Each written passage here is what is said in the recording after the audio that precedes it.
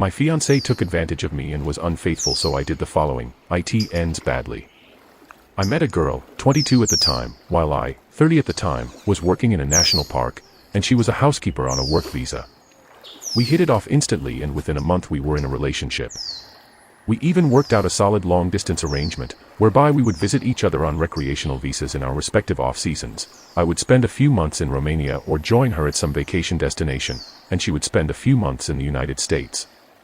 This went on for about 2 years, and eventually the conversation came up with her family about moving her permanently to the US. Romania never really recovered from its economic crisis. It makes life pretty unpleasant for a lot of people. If she got married and moved to the United States, her mother wouldn't have to worry about her daughter having a good life. I got sponsorship and proposed to her. It seemed like my dreams were coming true. Then, a month after she settled in, I got a message from her best friend back home. What followed was a year of screenshots in which she bragged about taking advantage of me to pay for her residency, while she was unfaithful to me with 8 different men. In the words of her friend, "He is a good man and you don't deserve this." So, over the next 2 weeks, I reported her to ICE and Homeland Security for a conversation her brother and I had over a bottle at one point. He bragged about how he had spent time locked up by law enforcement for bad activities, and how she had been his lookout on several occasions. As you might imagine, in times of hardship, this was not taken lightly. She was immediately detained and deported, and put on a permanent no-entry watch list. You want to take advantage of me and cheat me? Have fun never being able to come back here. I edit to address possible misinformation on my part. I'm not well versed in European sociopolitics, so I was under the impression that her past along with her brothers would give rise to as much difficulty as it does here. I was misinformed, so thanks to all who have set the record straight as to his job prospects abroad. Smiley face. Did you hear from her after she was deported? Oh yes, she, her 2 brothers and most of her cousins sent me threats. And her mother congratulating me and saying she could use a son like me. Mother's approval and friends' respect. Well done, my boy. Few know such righteousness. I salute you, sir. You should sponsor her best friend just to rub it in her face some more. You know, we joked about that too. She said if she wasn't already married, I would do it just to spite her. People like this woman made us appear to be approvahens in marriage just to fool people. Now I'll go catch up on my lost Star Wars Ender episodes. I said it in another comment. I hope to meet a Romanian woman in the future who has better values. I am absolutely in love with their culture. Wouldn't this basically mean that it's complicated to get any decent job, since I'm sure the US shares those lists with EU countries? It means that it is complicated to get a job in any of the Schengen Pact countries, not just the EU. Apparently there are much less severe consequences for someone in your position in the EU than in the US. My wife wants a divorce after 6 months of marriage. I am 32 years old and my wife is 28. We have been married for 6 months. We were together for 3 years before that. For some context, I am a Christian and was saving myself for marriage. My wife was not. My wife was very open and had quite a few partners before we got together. That never bothered me. I thought my decision to save myself for marriage didn't bother her, but apparently it did. We got married at the end of May. We went to Cancun for our honeymoon. When we got there, my wife and I did it once, and she didn't seem to be very hot. She barely touched me or kissed me, then we barely talked the whole honeymoon. She spent most of the time drinking and avoiding me. I have tried to initiate many times since our wedding day, but she always refuses. The only time we did it was that first time.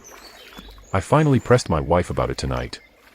I asked her why we don't talk anymore and why she doesn't want to be intimate with me. She tried to tell me that I wouldn't be able to handle her answer and should have listened to her.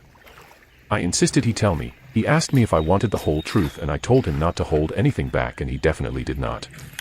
She told me that she realized she was no longer attracted to me shortly after I proposed. She told me that she had always hated the idea of waiting, but had never said anything to me because she didn't want me to feel pressured to do it with me.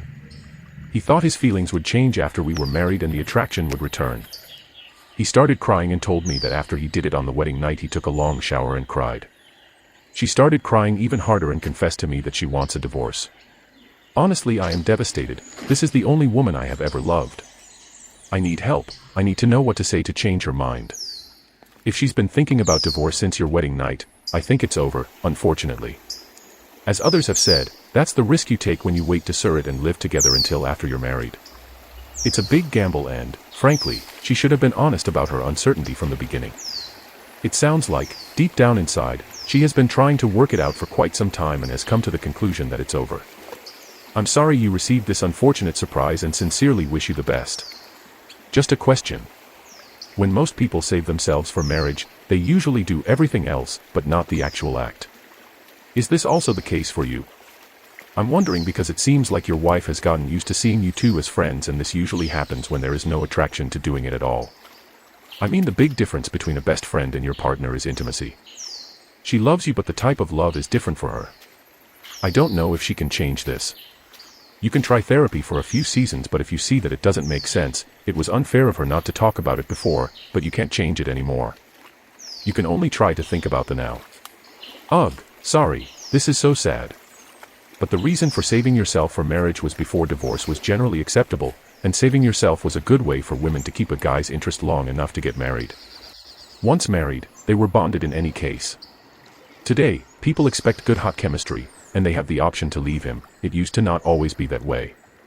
Lesson learned, but next time, don't be afraid to get intimate with your partner before you get married. The sooner you both know there is solid physical intimacy, the better your next marriage will be. It's important. I'm a little annoyed that everyone is apologizing to you for the situation. And I think the reason is that people are seeing you as the victim. But you made the decision to go for the hot chemistry when you decided not to try it before marriage.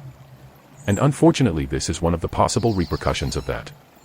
Unfortunately, this is a part of the situation that you also have to take responsibility for. Also, it doesn't sound like your wife meant to hurt your feelings. It honestly sounds like she went out of her way to make sure you didn't feel inadequate. It could be attraction, but I honestly think it could be the fact that you are inexperienced in bed, but she is unwilling to say it out loud. That said, therapy might be the best course of action. And when it comes to therapy, you should delve into why the unattainable is the most tempting. It seems to me that you were most attractive to her when she couldn't have you, and her imagination probably ran wild of how good you would be when she could finally be intimate with you. That created a lot of unrealistic expectations in her mind. A lot of people categorize people, so if you introduce yourself as a friend and approach me with a seemingly innocent motive, I'll put you in the friend zone. You also have to think about how you behaved before you got married. Did you shy away from intimacy and temptation in an effort to avoid something premarital? And how did that affect your relationship? You were both to blame for the situation, and I sincerely believe that, as everyone has said, couples counseling could be helpful.